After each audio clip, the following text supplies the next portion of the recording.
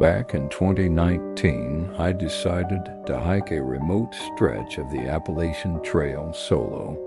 I'd done sections with friends before, but I wanted to push myself, clear my head, disconnect, and spend a week out in the mountains without seeing another soul. I picked a less trafficked region near the Tennessee-North Carolina border, mapped out a 5-day loop, and hit the trail in early October.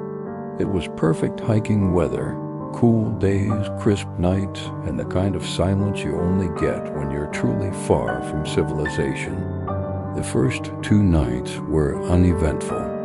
I made camp by a stream, boiled rice over my little backpacking stove, and fell asleep to the rustle of leaves and the occasional owl. I didn't see anyone. No other hikers, no campsites, not even boot prints. Just me in the woods, and that was exactly how I wanted it. On the 3rd night, I set up camp near a small clearing surrounded by dense tree line. I'd made good time that day and had a couple hours before sunset, so I collected firewood and watched the shadows grow long. The silence that evening felt different. Heavy, almost. I chalked it up to being tired. Around midnight, I woke up to the sound of screaming. It was sharp, human, and panicked, cutting through the trees like a razor. I froze. It was close enough to sound real, but distant enough that I couldn't place it. I lay there, heart pounding, straining to hear anything else. A rustle, a footstep, a voice, but nothing followed. Just one single scream, and then silence. I told myself it was probably a fox. They make these horrible, blood-curdling screams that sound weirdly human. I wanted to believe that. I really did. But something about the scream stuck with me. It wasn't just noise. It sounded like someone in trouble, like someone calling out. I didn't sleep much after that. The next day, the trail felt wrong. I was jittery, kept turning around, feeling like someone was behind me. There were no footprints, no snapped branches, nothing out of place, but I couldn't shake the feeling I wasn't alone. That night, I set up camp even earlier. I made a bigger fire than usual, just to feel safer. As I was lying in my sleeping bag, reading by headlamp, I heard the scream again. Only this time, it was closer. It came from the tree line, maybe 100 feet out. Still that same high, ragged edge of fear in the voice. Still human, still real. But what made my blood run cold was that I could hear words this time. Help, please help me. I scrambled out of my tent with the flashlight, swept it across the trees. Nothing. No movement, no shapes, just that same suffocating silence, like the forest was holding its breath. I shouted back, "Hello? Who's out there?" Nothing. I didn't sleep at all. By the 5th day, I was counting the miles back to my car. I didn't care about finishing the loop, I just wanted out. Every sound felt amplified. Twigs snapping, birds rustling, even the wind. And that night, I didn't set up camp. I just huddled in my sleeping bag off trail, behind a boulder, hoping I'd go unnoticed. Around 1 a.m., I heard it again, the scream. But it wasn't in the distance anymore. It was right behind my tent. Except I didn't have a tent up. It sounded like someone was standing 10 feet away, screaming into the trees, repeating the same phrase over and over. "Help me. Please help me. He's coming." I didn't move. I didn't breathe. I just lay there, eyes wide, clutching the knife I kept in my pack. I don't know how long it lasted. A minute? 10? The voice kept crying out, circling where I was hidden, and then it changed. It started whispering. Same voice, same pleading tone. but now it was whispering right next to me. I could hear it breathing. It said my name, over and over, like it knew me. Please, help me. Name, he's coming. I never told anyone this part because it sounds insane, but I swear I felt something crouch down next to me. Like the air changed, got colder, heavier. I didn't move. I just shut my eyes and waited. And eventually, it went quiet. At sunrise, I bolted. Didn't pack up my stuff. Didn't eat. Just ran. When I got back to the trailhead, there was a park ranger filling out paperwork in his truck. I looked like hell mud-caked, shaking, barely able to speak. When I told him what happened, I expected him to laugh it off or give me some line about overexertion and hallucinations. But he didn't. He just looked at me for a long time and said, "You camp near the Hemlock Grove?" I nodded. He sighed. "You're not the first." I asked him what he meant. All he said was, "Some places out here, they don't want to be found." And then he offered to call someone to walk me to my car. I didn't ask any more questions.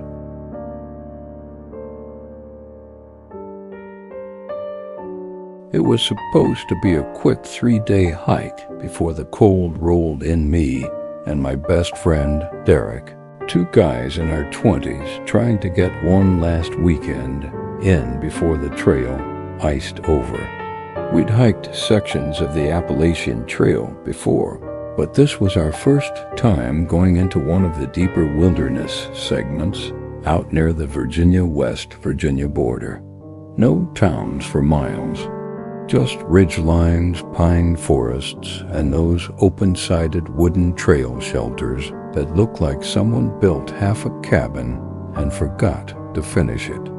We'd covered about 15 miles on the second day and planned to crash at one of the old shelters just off the ridge. We got there late right before dusk. The place was empty. No signs of other hikers, not even footprints. A bit of trash in the fire pit and a faded trail register nailed to the wall, but nothing that stood out.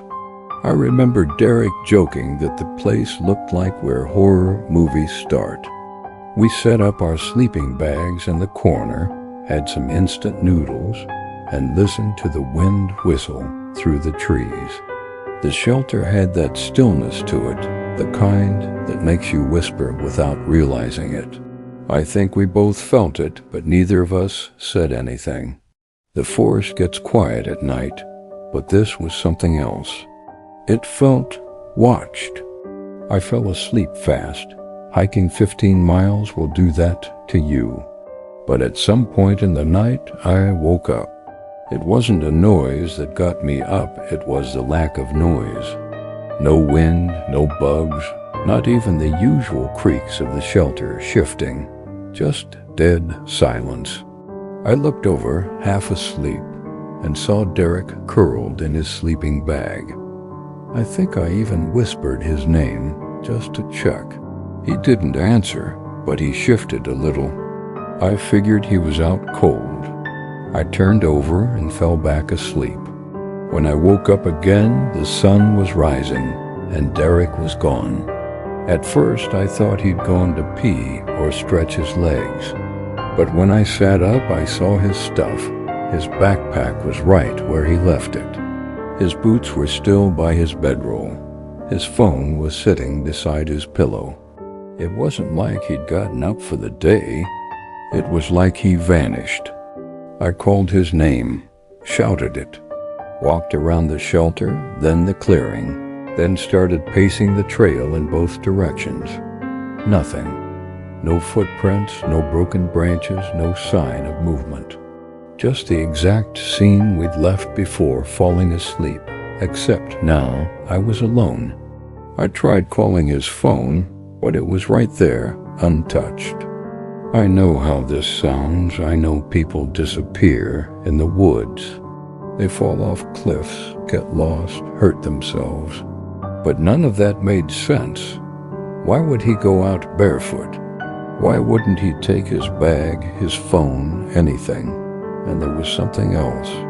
Inside the trail register, someone had scribbled a message on the last page. It wasn't a name or date. It just said, "Don't sleep in the corners, it pulls from there." That was it. I didn't wait. I packed my bag, grabbed Derek's stuff, and practically ran the 6 miles back to the road. I reported it immediately. Park rangers came out, did a full search. Dogs, volunteers, drones. No trace. Not a single boot print or piece of clothing. No animals had come through, and no one reported seeing a guy matching Derek's description. It's been 4 years. His family doesn't talk to me anymore. I don't blame them. I was the last one to see him. I can't tell them that I think something took him. I don't even know what that means.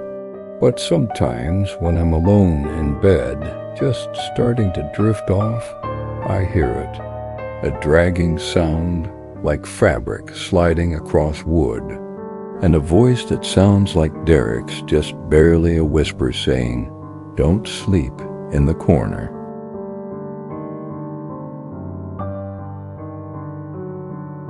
I spent the fall of 2020 stationed at a remote fire lookout in the Appalachian Mountains. It wasn't glamorous, just a creaking steel tower with a tiny cabin perched on top, surrounded by nothing but miles of thick forest and ridgelines. My job was simple: monitor for smoke, report weather conditions, and keep tabs on trail activity. That year, wildfire risk was unusually high, so they had a few of us rotate through towers that hadn't been used in over a decade. This particular tower was deep miles from the nearest trailhead, only accessible by a Forest Service road that most locals didn't even know existed. It hadn't been manned since the early 2000s. I'd be there for 2 weeks alone, with a radio, a set of binoculars, and infrared surveillance feed linked to 4 ground cameras, and a satellite tablet for logs. I settled in quickly. I liked the quiet.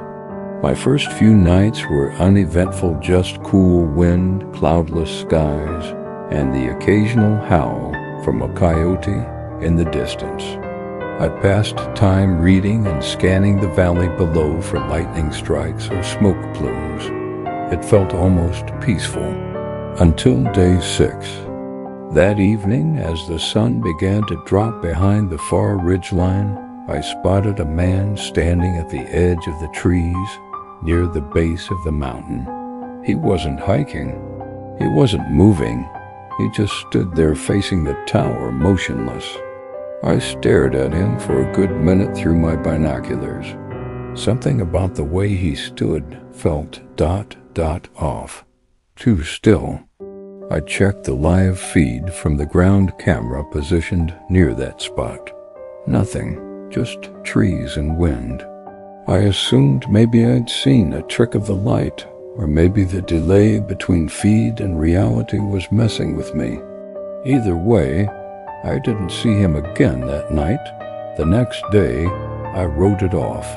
But the next sunset, he was there again. Same place, same posture, just watching. I snapped a photo through the binoculars, then checked the infrared. Still nothing. No heat signature. No movement detected. I radioed base, half joking that some local was messing with me. They told me the area was off limits and hadn't seen any foot traffic in over a week. No hikers, no rangers. The third night I saw him, I tried calling out. I opened the window and yelled down, "Hey, you okay down there?" No reaction, just silence. The wind wasn't even blowing anymore. The next day, I hiked down to that part of the ridge before the sun went down. There was no sign of anyone, no boot prints, no trash, no bent branches. I left a trail camera tied to a tree near the spot just in case. That night, he came back, but this time he was closer, still standing at the edge of the trees, but now about 50 feet further up the ridge than before. The same clothes, a dark jacket, pale face, no gear, still no heat on the infrared. Nothing on the ground camera. I checked the trail cam footage the next morning. Empty, as if no one had stood there at all. By night 8, I stopped sleeping. I'd sit with the binoculars from sunset to midnight just waiting to see if he'd show again. And he always did. Closer each night. Always at sunset. Always staring. On the 11th night, he stood directly beneath the tower. When I looked down from the railing, he was just a shadow in the dark. I aimed the binoculars and froze. His eyes were open, but they didn't reflect light. They looked flat, like painted glass. His face was wrong too. Not distorted, but still somehow wrong. Like a mask made by someone who'd only read about what a person looks like. I turned on the floodlight. He was gone. Just like that. No running, no sound, just gone. I radioed base in a panic, demanding to be pulled out early. They told me there were no vehicles scheduled for another 3 days, and unless there was an emergency, I needed to hold my post. So that night, I locked the hatch at the top of the ladder and stayed up with my knife in one hand, flashlight in the other. No one came, but the cameras all went black for 10 full minutes. When they came back on mine, every feed showed only static except one. The camera pointed directly up at the tower from the base, and in the grainy grayscale image, a figure was halfway up the ladder. That was the last shift I ever took. They never found the man. When the next ranger arrived, my trail camera was still strapped to the tree, and the memory card was missing. To this day, I won't go near a fire tower, especially not in the Appalachians, because every night, just after sunset, I still think about that face. And I still wonder how long he had been watching before I ever noticed him.